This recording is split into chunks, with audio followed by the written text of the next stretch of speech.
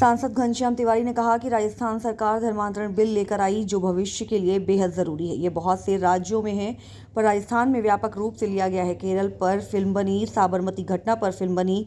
अब ये बातें उजागर हो रही हैं जो जरूरी भी हैं। 7 बड़े धर्म में से हिंदू धर्म है। भारत में जहाँ जहाँ हिंदू धर्म को मानने वाले बड़ी संख्या में हैं, जहाँ अन्य धर्म को मानने वाले भी हैं, उन्हें कोई दिक्कत नहीं। पहले भी धर्मांतरण कानून भेजा गया था, लेकिन केंद्र में यूपीए की सरकार थी। अब राज्य और केंद्र में बीजेपी की सरकार है तो बिल पास हो गया जो स्वागत योग्य है। लव जिहाद के नाम पर किसी लाभ के लिए धर्मांतरण करने वालों को भी सजा मिलेगी। धर्म परिवर्तन करना है तो 60 दिन पहले डीएम को लेटर लेना होगा। इसलिए कानून में सभी बातों का ध्यान रखा गया है। राजस्थान के इतिहास में ये कानून एक बहुत बड़ा कानून है और इस कानून की आज महत्व की आवश्यकता थी। केवल राजस्थान में नहीं, सारे देश भर में इस कानून की आवश्यकता है और इस कानून के कारण से धर्म परिवर्तन पर प्रतिबंध लगा है और इस प्रकार का कानून आज की आवश्यकता थी और इस आवश्यकता को देखते हुए ये कानून लाया गया है। इस कानून में कहीं पर भी किसी व्यक्ति की स्वतंत्रता का हनन नहीं है। इसमें कोई धर्म परिवर्तन करना चाहेगा तो उसको 60 दिन पहले जिला कलेक्टर को लिख कर देना पड़ेगा कि मैं अपनी इच्छा से अपने धार्मिक विचारों से संतुष्ट होकर इस मत को अपनाना चाहता हूं, तो वो धर्म परिवर्तन करने के लिए उसको जिला कलेक्टर आज्ञा प्रदान कर देगा। क्योंकि इसमें सिर्फ एक बात के लिए कि किसी मत के विचारों से सहमत होकर उस मत के हिसाब से हम हमारी उपासना पद्धति करना चाहते हैं, उसको ये कानून नहीं रोकता। लेकिन ये और बाकी सब प्रकरण जो हैं, लोभ देकर, इलाज करने के नाम पर, पैसे देने के नाम पर, शिक्षा प्रदान करने के नाम पर, शादी करने के नाम पर, इन सब पर जो भी धर्म परिवर्तन होगा वो गैर कानूनी होगा और वो इसमें प्रावधान किया गया है।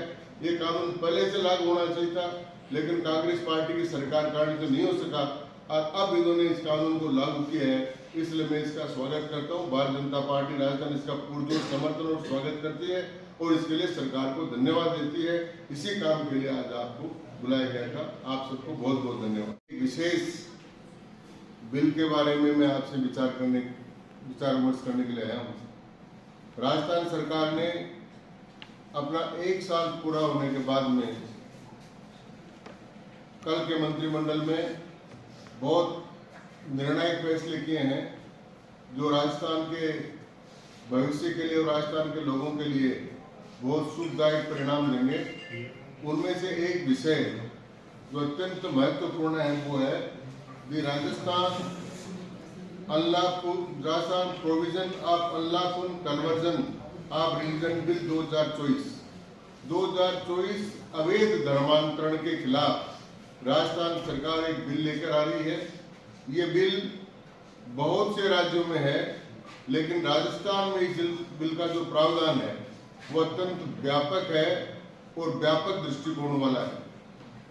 धर्मांतरण भारत में बहुत लंबे साल से एक बहुत बड़ी समस्या रही है, लेकिन आजादी के बाद में इसको संस्थागत रूप दिया गया और इसके कई प्रकार के इस प्रकार धर्मांतरण किए गए जो हम लोगों ने देखा। उदाहरण के लिए अगर हम सब लोगों ने देखा कि केरल पर एक फिल्म बनी, उसमें अवैध धर्मांतरण के बारे में बहुत बड़े खुलासे हुए।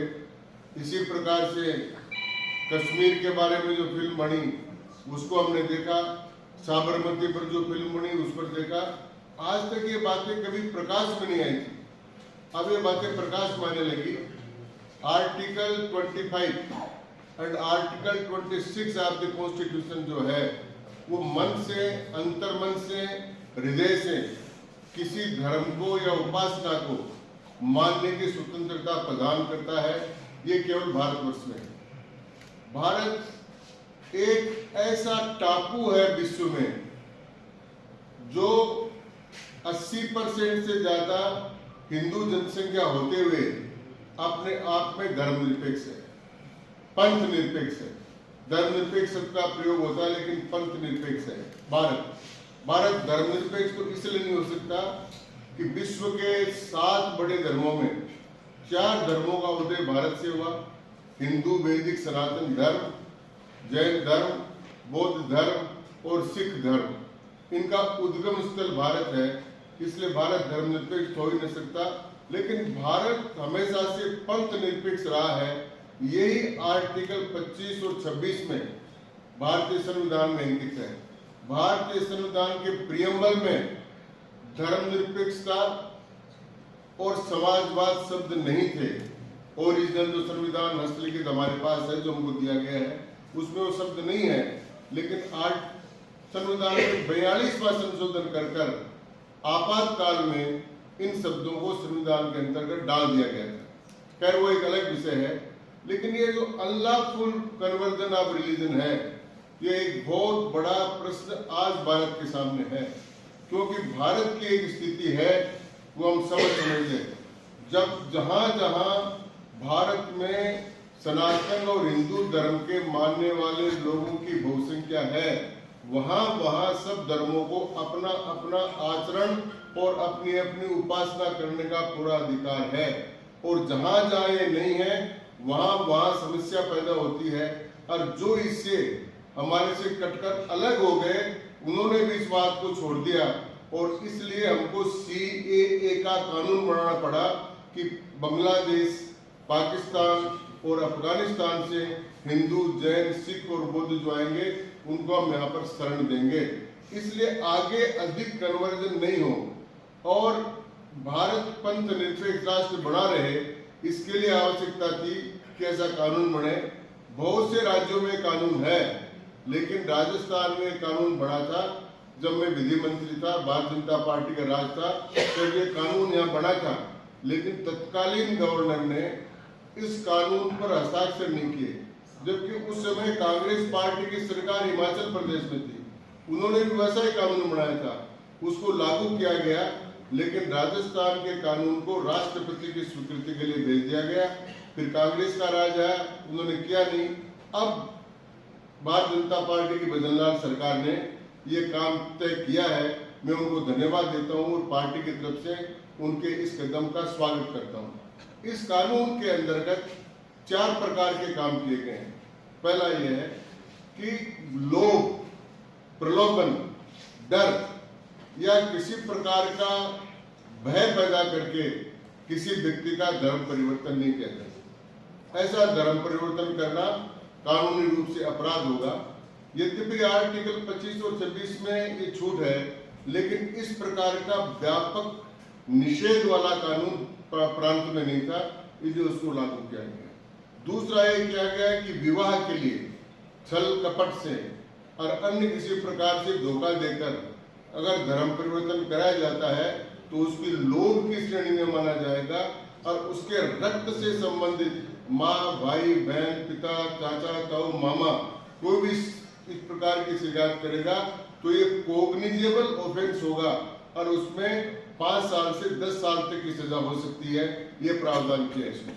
सामूहिक रूप से धर्मांतरण कराने की जो संस्थाएं कोशिश करेगी, इस प्रकार की कई बातें अभी भरतपुर में और इधर कई इलाकों में हमारे सामने आई है, तो वैसी संस्थाओं पर प्रतिबंध लगाने का, वो संस्थाएं आइंदा अपनी एक्टिविटीज नहीं कर सके ये करने का, और उनको सरकार से किसी प्रकार का अनुदान नहीं मिले ये करने का कानून में प्रावधान किया गया है। इसी प्रकार से लव जिहाद के नाम पर, प्रेम के नाम पर धर्म परिवर्तन कराना, किसी विशेष काम के लिए धर्म परिवर्तन करना, वो लाभ की श्रेणी में आएगा, इसलिए वो भी धर्म परिवर्तन नहीं कराया जाएगा। इसमें 2 भाग किए गए हैं। अनुसूचित जाति और जनजाति में इस प्रकार का काम करने वालों को दुगनी सजा, दुगने जुर्माने का प्रावधान है, और इसी प्रकार अन्य वर्गों के लोगों के साथ करने